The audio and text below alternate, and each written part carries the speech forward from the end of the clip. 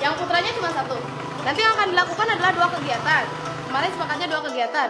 Kegiatan pertama untuk yang angkatan kedua, itu akan belajar daur ulang plastik. Angkatan kedua mana? Yang baru. Bumi ini populasinya semakin banyak. Terus juga sedangkan buminya itu segitu-gitu aja gitu loh. Kalau misalnya kita masih membiarkan mindset masyarakat atau mindset kitanya sendiri buang sampah itu sembarang tempat aja gitu loh. Kalau misalnya kita nggak cegah itu dari dini, maka suatu saat nanti pasti bumi kita ini jadi tong sampah gitu. Kenapa lewat anak muda gitu? Jadi mereka itu sebagai nantinya akan jadi pelopor perubahan itu sendiri. Kalau seandainya anak muda tidak peduli tentang kebersihan, pengolahan sampah, siapa lagi yang akan mengajak masyarakat luas untuk mempedulikan tentang kebersihan dan pengolahan sampah? Karena anak muda itu memiliki peranan yang besar dalam lingkungan sekitar.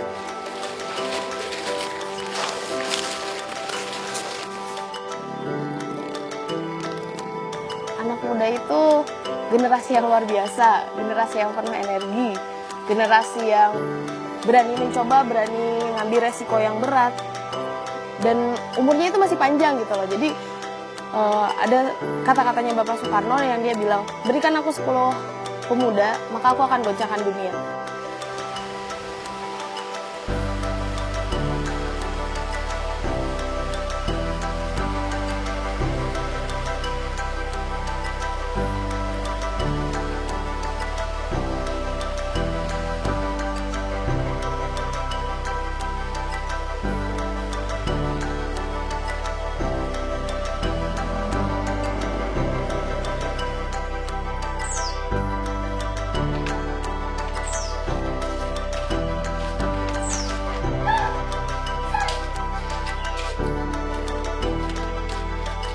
Saya Rahma, umur saya 20 tahun.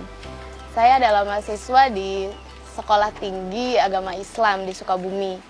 Dan saya adalah salah satu penggerak dari komunitas anak muda yang bernama Sahabat Lindalang. Lindalang itu sebenarnya singkatan dari lingkungan daur ulang. Prosesnya itu sekalian bayangan buat kalian. Jadi kertas yang sudah tidak terpakai itu direndam di dalam air, di ember misalnya atau di baskom terserah. Tapi sebelum direndam kalian robek-robek dulu. Sebenarnya sehari semalam itu udah bisa. Tapi karena kita nggak pakai blender. Lindalang itu sebenarnya berawal dari pas aku lulus sekolah itu kan aku ngajar di satu sekolah namanya Majro. Jadi di situ juga aku dulunya pernah sekolah di situ.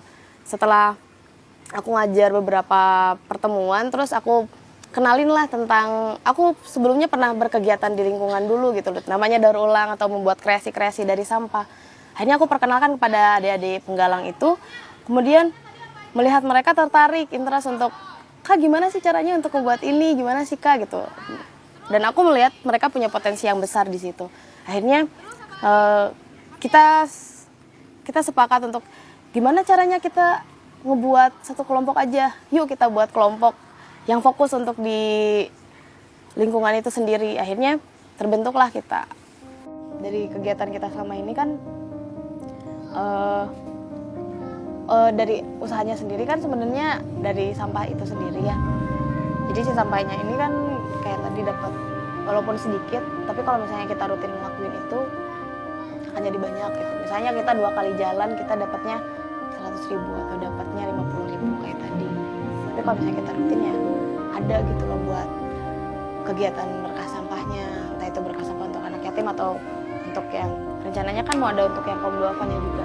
Jadi nggak cuma anak yang nerima, tapi juga ibu-ibunya. Lindalang itu sendiri sudah bergerak selama 1 tahun. Berdirinya itu tepat pada tanggal 15 September 2012. Jadi tahun ini baru tahun pertama dan isinya itu anggota intinya itu awalnya memang banyak yang ikut. Ada sekitar 30 orang, tapi seleksi alam itu berlaku dan didapatlah 10 orang pengurus inti. Itu di pertengahan tahun. Kemudian setelah mulai berkembangnya Lindalang nggak cuma di sekolah, mulai dari beberapa kampung yang bergabung, sekarang hanya ada 20 orang pengurus inti. 20 orang anggota, Tapi selain dari 20 orang itu ada juga volunteer-volunteer dari beberapa sekolah dan ada beberapa dari masyarakat juga yang membantu kegiatan kita.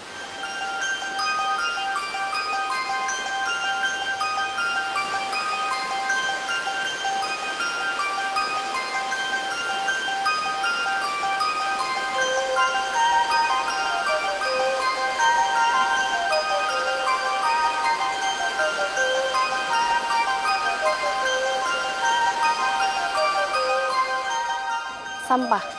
Sebenarnya aku ngelihatnya, kalau ngelihat sekilas sampah itu kotor, tapi aku ngelihatnya sampah itu adalah satu potensi yang besar. Itu bisa jadi sumber daya gitu, bukan jadi sumber masalah. Makanya aku kadang-kadang suka ngomong ke teman-teman, sampah ini jangan buat jadi masalah, tapi sampah ini jadi berkah gitu.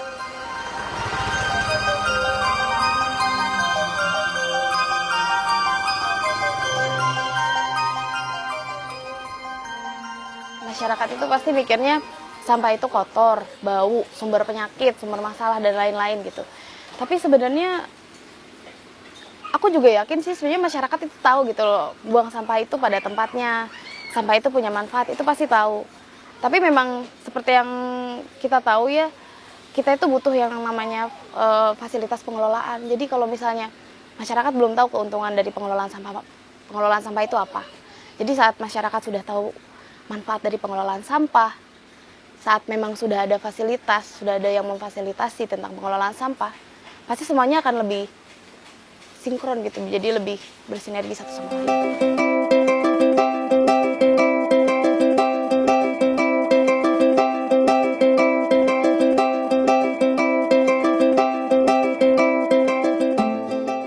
Nama saya Rahmi Nur Arofah. Saat ini saya bersekolah di Madrasah Aliyah Negeri Cijeruk. Saya salah satu dari anggota Lindalang. Jahit jadi bentuk seperti ini. Cara menjahitnya, masukkan. Buat bikin kupu-kupu, pertama kita gunting bahan ini jadi 2 ukuran, yang satu besar, yang satu kecil.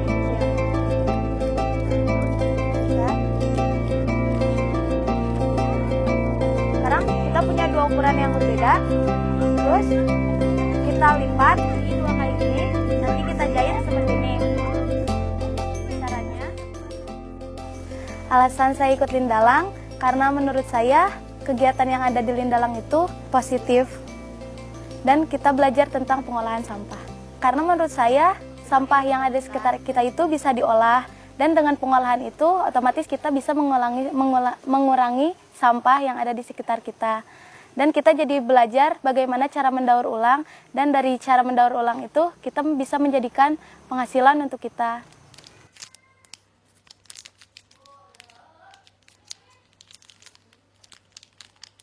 Kenapa pengen bergelut di daur ulang? Pertama memang saya suka sama craft gitu, jadi bener aku tuh suka kayak ngotak-ngatik, apa ngebuat apa jadi apa gitu. Jadi memang terus aku mikir kenapa enggak kalau kita misalnya pakai media sampah. Terus memang aku dipertemuin sama orang-orang yang memang berhasil di situ. Jadi memang termotivasi dari tokoh-tokoh yang udah berhasil gitu.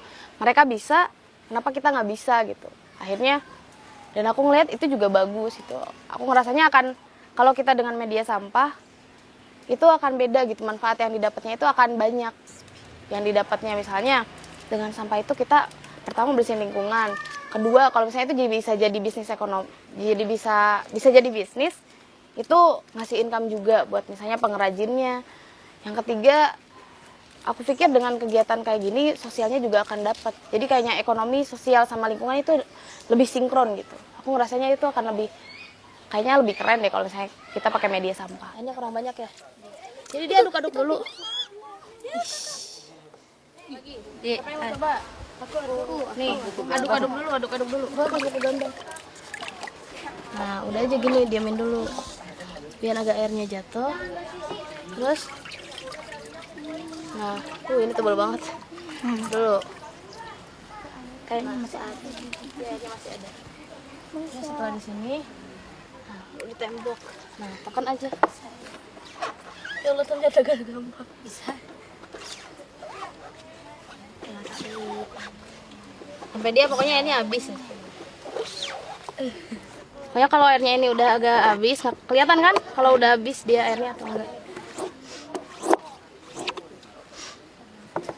Nah, Dibukanya, nih, dibukanya pelan-pelan. Honey Bunny City Baby, hey. Dilihatnya itu, dibukanya itu dari atas aja dia, pelan-pelan. Nah, coba sekarang satu orang satu. Coba. Kalau dari daur ulang itu sendiri sebenarnya kan ada tiga prinsip, 3R itu kan yang harusnya diterapkan, itu reduce, reuse, dan recycle sebenarnya. Kenapa aku lebih berfokus di recycle atau daur ulang? Aku ingin menjadikan si Lindalang ini jadi pusat kreasi anak muda. Jadi anak muda itu kan banyak yang ada di benaknya nih, pengen ngebuat ini. Kenapa enggak inisiatif dari anak-anak ini kita kolaborasikan dengan sampah dan menjadi sesuatu gitu loh.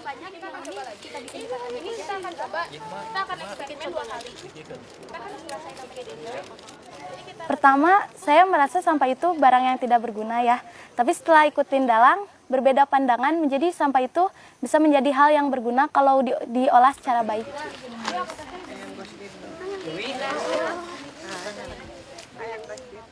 Kalau di sekolah mungkin hanya teorinya saja, meskipun praktek tidak seperti praktek di Lindalang. Di Lindalang itu prakteknya lebih menyeluruh dari mulai pemulungan sampah, pemilahan, sampai daur ulangnya kita belajar di Lindalang.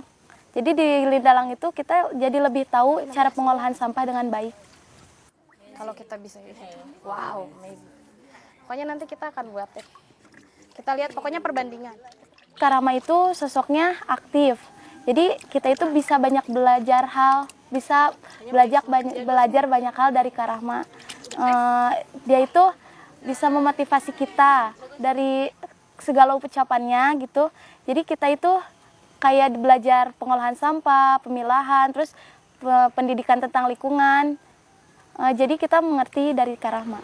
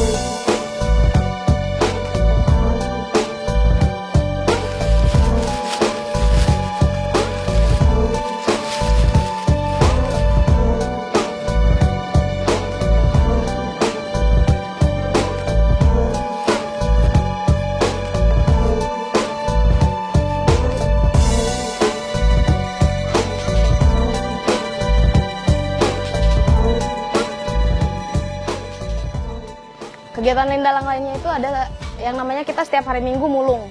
Jadi kita namain nama kegiatan itu Minggu Ulung.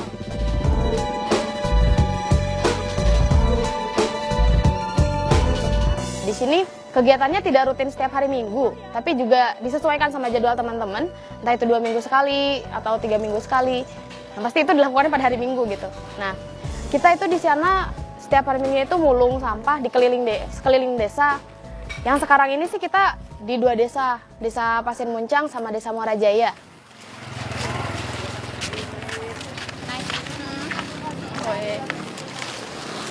Bisa daur ulang sih. Kita untuk sekarang ini sih mulung sampahnya itu yang bisa kita kelola. Jadi kita juga bingung, ini gimana sampah yang nggak bisa kita kelola kayak kresek itu kan kita belum tahu mau kelolanya gimana. Daripada kita ambil terus kita nggak tahu mau akhirnya dibuang-buang juga. Jadi kita belum sampai ke situ. Jadi kita masih ngumpulin sampah yang memang bisa ngasih hasil gitu. Memang bisa kita kelola, entah itu kita jual. Hasilnya itu kita ada yang untuk beberapa program berikutnya, ada berkah sampah untuk anak yatim, berkah sampah untuk, pengen sih ngasih berkah sampah ini untuk masyarakat luas. Celotehannya ini aja. Hitung dapat berapa? Dari proses mulungnya itu sendiri, dari pertama kali mulung itu memang kita agak segan karena kan image mulung itu jelek atau misalnya negatif, tapi di situ memang kita fokuskan ini sebagai kegiatan kita untuk mupuk tameng, apa sih namanya, biar mental kita ini kuat gitu loh, ngedenger celotehan orang. Aku juga udah tekenin ke anak-anak Lindalang ini, ke sahabat Lindalang, kalau siapapun pasti akan mendapatkan celotehan, pemulung atau apa, tapi itu jadikan sebagai untuk motivasi kalian untuk semakin kuat gitu loh, ngadepin namanya omongan-omongan negatif itu. Ya. Memang betul gitu, jadi pada saat kita jalan ada beberapa orang, Neng pemulung ya gitu kan. Awal-awalnya memang agak malu, malu kebanyakan sih. Jadi ada pemulung atau apa, celotehan-celotehan lainnya. Tapi setelah beberapa kali kita berkegiatan, itu jadi hal yang biasa gitu. Jadinya malah kita diliatin sama orang, justru orang bilang, pemulung, oh iya Pak, kita Lindalang, kita pemulung kece. Jadi image pemulung yang negatif itu jelas malah jadi energi positif buat kitanya, jadi pemulung kece gitu, Lindalangnya pemulung kece. Yang emberan. Nanti Teh Linda siap sama yang bening, ya ada. Yang emberan nanti bareng sama Kak Rahma sama si Kak Yosep. Pilah sampahnya biar lebih cepat. Kalau misalnya yang putih, jadi pilah sesuai jenisnya aja. Terus selain itu kita juga ada praktik daur ulang. Karena seperti concernnya Lindalang kan di daur ulang. Jadi kita belajar untuk daur ulang kertas, daur ulang plastik. Difokusin sih sekarang masih fokus di non organik. Tapi kita juga pengen meluas untuk di non organik, di organiknya. Selamat pagi semuanya. Pagi. Ya hari ini hari Minggu. Hari ini hari Minggu seperti yang sudah direncanakan sebelumnya. Yang jadi kegiatan rutin kita. Jadi hari ini kita ada pertama kita mau biomonitoring. Sebelumnya udah tahu belum biomonitoring itu apa? Belum ya. Mungkin nanti akan kakak jelaskan pada saat sudah sampai sungai nanti, tapi kakak akan bagi menjadi 2 kelompok. Jadi 2 kelompok ini akan meneliti 2 titik sungai yang berbeda. Jadi kita lihat perbandingan sungai yang lebih atas, kita jaraknya nggak akan terlalu jauh. Tapi kita akan coba ada nggak sih perbedaannya antara 2 titik tersebut gitu. Nah, halo. Ada juga kita biomonitoring. Jadi biomonitoring itu kita meneliti kualitas air sungai. Kita ngambil titik dari atas sampai bawah. Nggak jauh sih, tapi seputaran dua desa sementara ini. Jadi kita meneliti sungai itu bagaimana kualitasnya dengan melihat biota-biota yang ada di air. Jadi anak-anak tuh kan senang kalau misalnya sekarang kalian jadi peneliti, wah jadi peneliti gitu kan.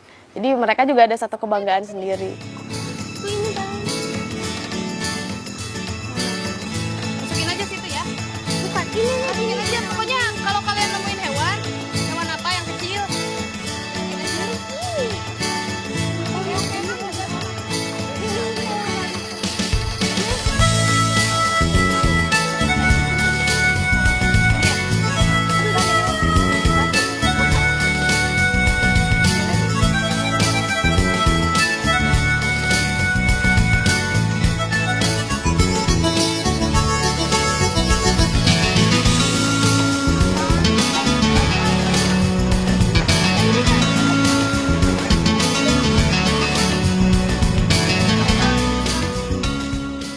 Hari ini kita lagi biomonitoring. Jadi ini kegiatan sahabat Lindalang itu meneliti kualitas air sungai. Jadi teman-teman ini terjun langsung ke sungai. Jadi nyari-nyari hewan. Jadi biomonitoring itu kita menilai kualitas air sungai dengan cara kita ngambil lihat biota apa yang hidup di sungai itu gitu. Jadi kan si hewan-hewan itu ada yang kalau misalnya dia tercemar sedikit, misalnya kayak udang, dia itu nggak mau tinggal di tempat yang kotor. Chandra ngabur, Chandra. Nah, ini apa? Kayak kumbang. Ya, dia tidak bertahan. Ini apa ini? Udah ya? Apa namanya? Berpintu. 6C. Kita ngambil beberapa hewan, dimasukkan ke tempat ke baskomnya itu. Kemudian setelah itu kita lihat, kan ada buku panduannya. Kita lihat hewan itu, setiap hewan punya poin, punya nilainya sendiri. Jadi setelah kita jumlahkan, kita akan tahu, diambil rata-ratanya. Jadi kayak hitungan matematika gitu. Jadi kita akan tahu kualitas airnya itu bersih, sangat bersih, terus sedang rata-rata atau misalnya kotor. Main oke Mia ya pendidikan. Nah. Nah, kayak misalnya kan keluar, kegiatan pameran gitu. Misalnya kayak kemarin di Bogor, terus pas di Jakarta. Pengennya masih ngajak anak-anak, tapi kan masih anak SMP gitu kebanyakan lagi. kadang-kadang nggak dapat izin. Tapi ya belajar meren. Ketika dikasih Dapat ya? Dapat izin. pasti. Beneran. Umi juga kan suka gitu bikin. Sebenarnya kendala kita itu ada di personalnya sendiri. Jadi kalau kita kan ini daerah kampung. Jadi kalau kita ada kegiatan itu agak susah dapat izin dari ibu-ibunya, dari orang tuanya. Mungkin anak-anaknya juga belum bisa bicara secara ini kali ya ke orang tuanya. Jadi orang tuanya itu menganggap ngapain sih ngelakuin kegiatan kayak gitu, mending di rumah bantuin orang tua ini dan itu. Jadinya salah satu kendala sih itu izin dari orang tua. Jadi kalau ada kegiatan pameran di luar pun kita agak susah ngajak anak-anak ini. Berhubung masih anak SMP juga kan, jadi agak susah itu.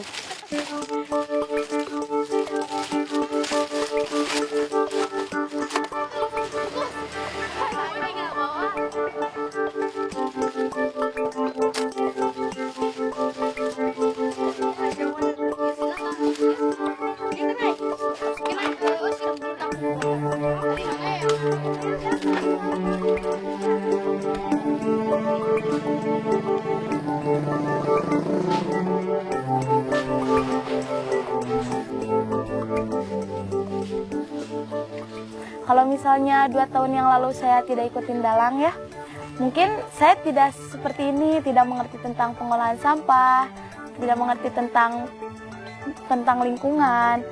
Jadinya mungkin Lindalang pun kalau anggotanya sedikit ya, tidak mungkin dapat seperti ini gitu.